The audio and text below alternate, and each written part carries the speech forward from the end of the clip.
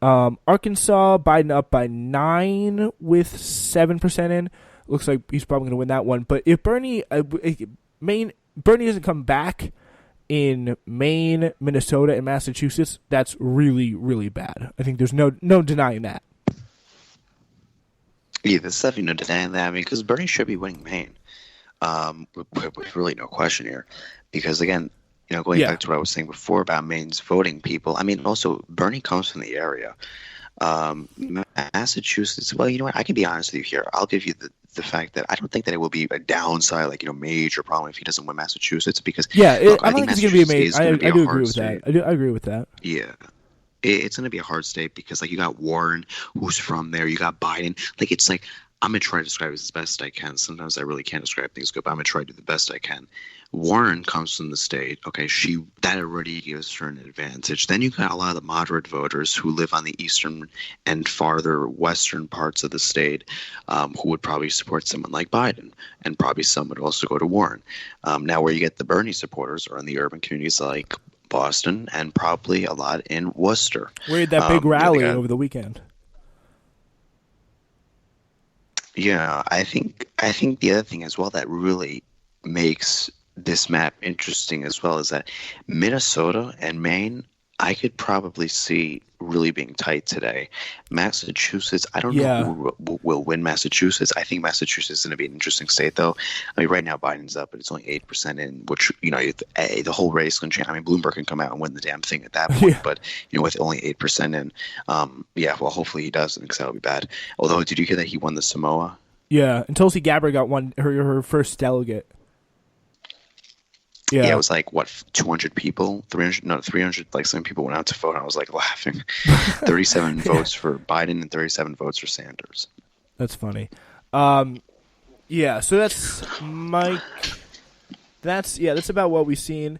Virginia Democratic primary turnout almost doubled over 2016. But if Bernie Sanders, I think Bernie Sanders, if he does not try and make inroads, especially after, starting tomorrow, he should start running ads. Joe Biden, crime bill, predatory practices towards African Americans, like that kind of stuff.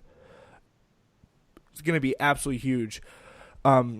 If he's serious about winning the nomination, do you think Bernie Sanders has been too soft in his campaign? Because I'm getting the sense, like, in my opinion, he kind of needs to start acting a little bit more like his bros at this point.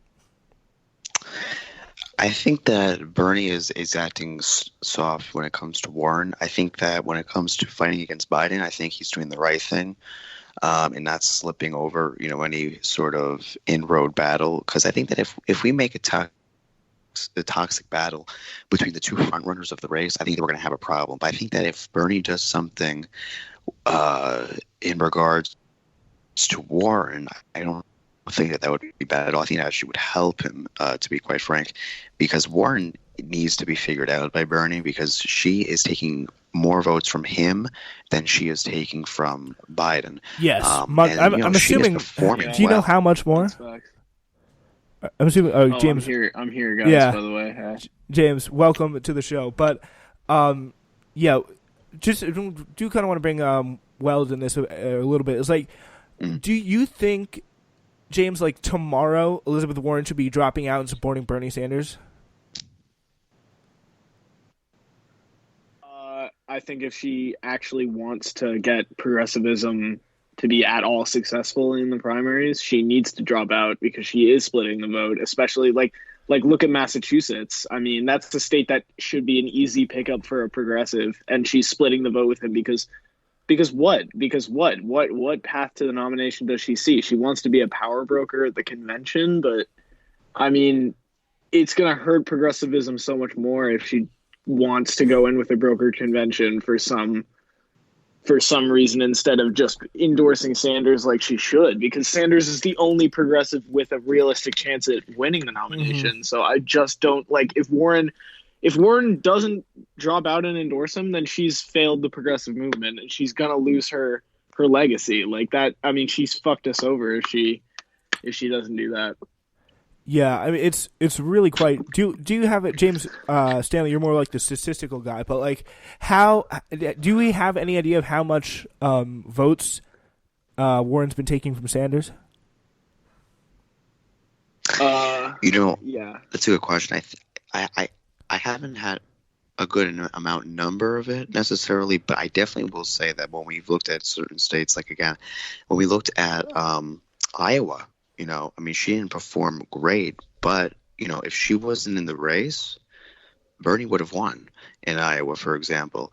And then when we look as well in New Hampshire, she didn't perform great, but Bernie would have won by a bigger margin. But then we look in states like, anywhere. Let's look at Texas, for example. I mean, she is, right now Bernie is in the lead in Texas, but she is taking a good amount of votes from him. And also the fact that she's trying to label herself as a progressive, even though I believe that isn't she taking super PAC money now?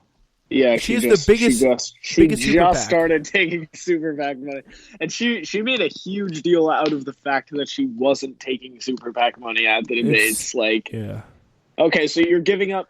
So you're losing your legacy as an idealist, and as actually someone who's working for the progressive movement. Okay, if you add up Elizabeth Warren and Sanders' percentages in Massachusetts, it's more than 50%. So the progressive vote in Massachusetts is more than 50%, but Biden is leading there by 6 points right now because they're splitting that majority. So he's going to win with a plurality. He's going to get the most delegates out of the state that could have been progressive. And Texas, 14 points of lost progressive voters to Elizabeth Warren. Yeah, I mean, I'm not entirely sure that all those voters would go for Elizabeth, but you have to Definitely think not. least half. At least No, half. at least half. And who are they going to go to Biden if they're Yeah. I don't know. He gets. Who else would they go? It's not like they can vote for Yeah. Klobuchar now, or maybe Buttigieg. They may be more inclined to vote for Buttigieg. Yeah, like the college voters would have gone to Buttigieg if he had stayed in the race. Yeah, but now he's out, so I doubt there are going to be many Warren Biden crossovers, especially with some of the back and forth that they've had in the past. But it's really, I keep forgetting. You brought up the super PAC thing. It's just crazy. The stuff that Elizabeth Warren has just sacrificed for this race, and apparently it's because she has some Obama advisors that are telling her to do these bad things. But it's like she now went from in the span of a week to being like, I'm so against super PACs. I'm in this fight for Pa and Ma in Texas or wherever or Oklahoma, but now she's gone to having the largest super PAC of any non-billionaire in the campaign. She's the biggest super PAC supporting her in the campaign. And she's supposed to be the tough on Wall Street financial reform person. It's absolutely crazy. And now I really don't know what side she's going to take. If she's going to turn on the left side or she's going to turn on the center side, and that really could decide a lot of what happens this election. Yeah, it's upsetting when you look at states like Virginia where. It's because there are progressive movements here. It's so upsetting because there's huge, there's large youth populations and there's new liberal voters, but they're just it's I don't even know, man. Her campaign was effective and she has great policy proposals. They could work together and it would be a fantastic presidential ticket. With Warren as the VP, I even as a Sanders supporter, I can admit Warren's policy proposals are so much better defined.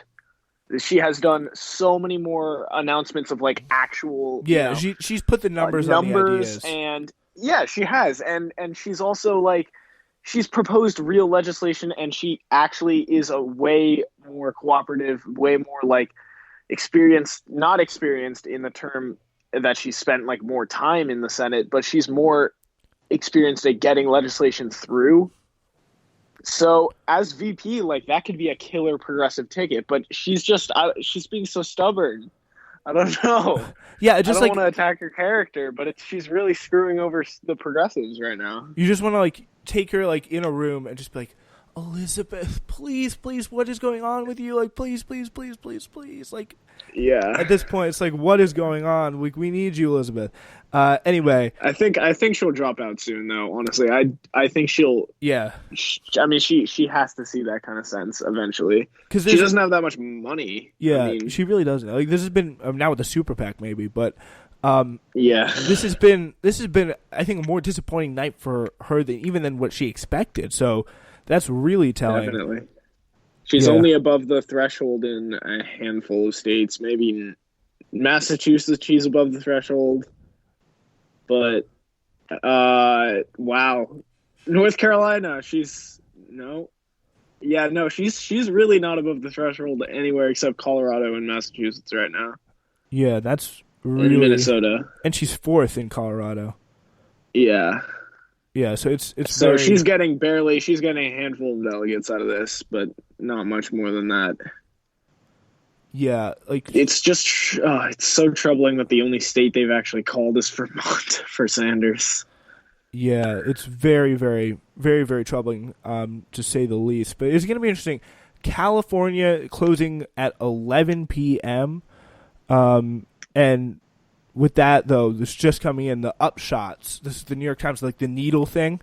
Now suggests that it's possible that Warren will finish in third in her home state. So like, you would assume she'd be a factor, especially if Wow. she's out there performing, or not performing, but like she's out there campaigning, giving her support, being a really effective like AOC type surrogate for Sanders. Like that would be Yeah. incredibly effective. Yeah, definitely. Like you can start with James Stanley here, but tact in terms of it's starting to look more and more like a two-person race. What tact do you think that would be the most effective for Bernie to take against Biden? Because we've already seen what the moderates are going to try to do against Sanders. What should Bernie start saying to start build contrasts when it comes to fighting Biden? Well, I'm going to try to be the least biased here since I do support Biden. But I think that what Sanders should focus on if he wants to dilute Biden's support, well, I think that he has to get a hold of people because, to be honest with you, a good amount of people, not including myself, support Biden because of the fact that people say, okay, this guy can beat Trump easily. We wouldn't have to worry about people being, quote unquote, left out. And I think that if he wants to destroy that, I mean, because Biden's the one who's spreading that message anyway, it isn't anyone else. I mean, you see his ads and then you'll see what it says at the end. He's like, I'm the only guy who could beat Trump like a drum. I think that if Bernie attacks Biden more in regards to how the polls have looked for Bernie and also just the overall performance. I mean, because Bernie really hasn't actually done that bad, especially since he does have Warren in the race, who honestly, at the time, this is a couple primaries ago already when we also had Buttigieg and Klobuchar. But I mean, Warren really honestly is a lot more of a drain than Klobuchar and Buttigieg were on Biden. But I think that what Bernie's going to need to focus on is I think he's going to need to spread the message of how he's an electable politician against Trump, because I think that that's really honestly the majority of support for Biden is that people just think this guy can beat Trump easily because he was the vice president of Obama.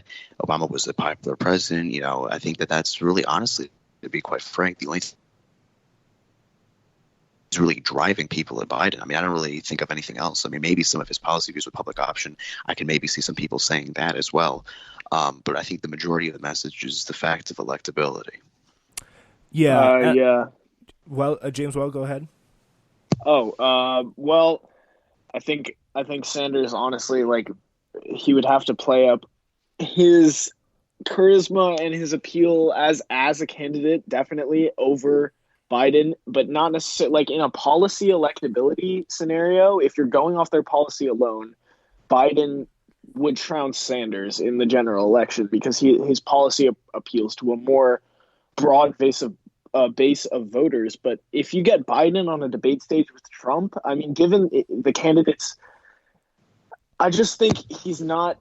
He doesn't have that drive of people going to him for any reason other than electability. I think Stanley's totally right in saying that. And I think when you get him on a debate stage with Trump, given his propensity for gaffes and his tendency to just be a little aimless and a little misdirected, I mean, Trump is just going to exploit that so much. So I think if Sanders wants to build contrast with himself and Trump, Sanders needs to look at his energized base, they're excited about Sanders, not just his policy. There's Warren, there are other progressives for policy, but Sanders as a candidate, because he's spent, 5 decades working under the same political agenda without changing or anything. Like, they're excited about him. He's great on the debate stage. He's super passionate. So if he could build up those traits in himself and portray